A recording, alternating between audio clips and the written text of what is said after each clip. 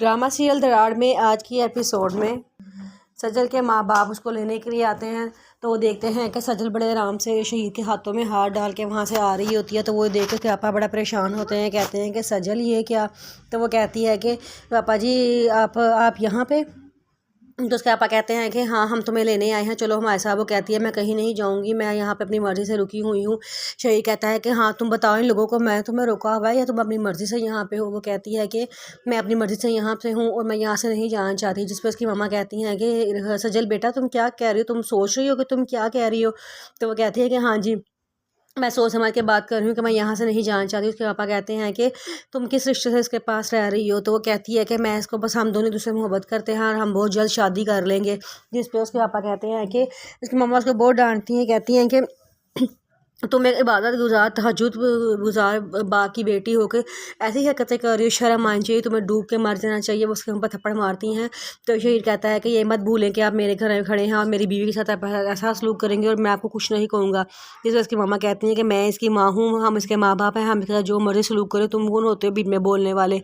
तो नेहा कहती है कि सजल कहती है कि मामा आप चले जाएं यहाँ से, मैं अपनी मर्ज़ी से यहाँ पे हूँ। उसकी मामा कहती है कि तुम मुँह हमारा शक्ल देखने को तरस जाओगी, हम तुम्हें कभी मुँह नहीं लगाएंगे। जिस पे वो कहती है कि मैं भी कौन सा आप लोगों से मिलना चाहती हूँ, आप लोग चले जाएं यहाँ से। उसके पापा कहते हैं कि तुम बर्बाद हो जाओगी, एक दिन अकेली रह जाओगी, कोई तुम्हारा साथ देने वाला नहीं होगा। वो कहती है कि हाँ ठीक है आप लोग जाएँ यहाँ से, मुझे भी आप लोगों से कोई ताल्लुक़ नहीं रखना। ये कह के वो जा रही होती है तो पीछे से आबिद अली को हार्ट अटैक हो जाता है। उसी टाइम वहीं पे गिर जाते हैं। तो उसकी मामा रोना शुरू हो जाती हैं। इस सजल भी भाग कर आती है और कहती है कि पापा पापा। वो मेरे पापा को आवाज़ देती है लेकिन उसके पापा नहीं उठते। उतनी देर में शहीद पुलिस को एम्बुलेंस को फ़ोन कर देता है। एम्बुलेंस वाले आते हैं, आबिद अली को उठा के ले जाते हैं। आबिद अली इमरजेंसी में होता है। सज्जल और शहीद वहाँ पे पहुँच जाते हैं और उसकी मामा लेकिन उनको मिलने नहीं देती है, उसको बड़ा डांटती हैं और उसे धक्के दे के अस्पताल से बाहर निकाल देती हैं। कहती हैं कि खबरदार तुम यहाँ पे आई तो। उसी देर में वहाँ से इरहा भी दाखिल हो रही होती है, दूसरी तरफ से सजल भी आता है। तो वो कहते हैं कि इरहा उसको देख के बड़ा परेशान हो जाती है कि सजल यहाँ पे क्यों आई है, लेकिन शहीद सजल को लेके वहाँ से चला जाता है। सजल घर वापस आती है तो इतना रो रही होती है। शहीद आता है, कहता है कि तुम क्यों रो रही हो। तो वो कहती है कि मेरे माँ बाप हैं, उनका हक है कि गलत बात पे वो मुझे डांट सकते हैं और मैं बेटी हूँ, मेरा हक है कि मैं उनको मनाऊँ।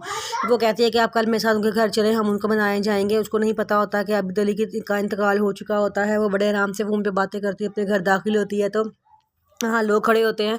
वो उन लोगों से पूछती है कि यहाँ पे क्या हुआ है। तो वो सारे कहते हैं आपको नहीं पता। तो वो कहती है नहीं। तो वो बताता है कि आपके अबू का इंतकाल हो गया है। वो एकदम रोना शुरू हो जाती है। वो अंदर भाग के जाती है, देखती है कि मामा और इरहा जनाजे की साइडों में बैठे होते हैं। वो जाके उनसे कहती है कि मेरे पापा का मुझे एक दफ़ा चेहरा देखने दो। लेकिन उसकी मम्मा उसको एक दफ़ा भी चेहरा नहीं देखने देती और कहती हैं, जैसे धक्के दे के वहाँ से बाहर निकाल देती हैं और कहती हैं कि तुम मर गई हो हमारे लिए, खबरदार तुम इस घर में दाखिल हुई तो तुम्हें इस वक्त शर्म नहीं आई जब तुमने अपनी बहन के घर पर डाका डाला था, तो तुम किस हैसियत से इस घर में वापस आई हो। वो कहती है कि मैं अपने पापा का एक दफ़ा चेहरा देखने दे मम्मा, मैं आपके आगे हाथ जोड़ती हूँ, सिर्फ एक दफ़ा उनकी शक्ल देखने दे। तो वो कहती है, उसकी मम्मा कहती है नहीं मैं तुम्हें कभी भी उसकी शक्ल नहीं देखने दूंगी, तुम दफ़ा हो जाओ यहाँ से। को धक्के दे के घर से बाहर निकाल देती हैं।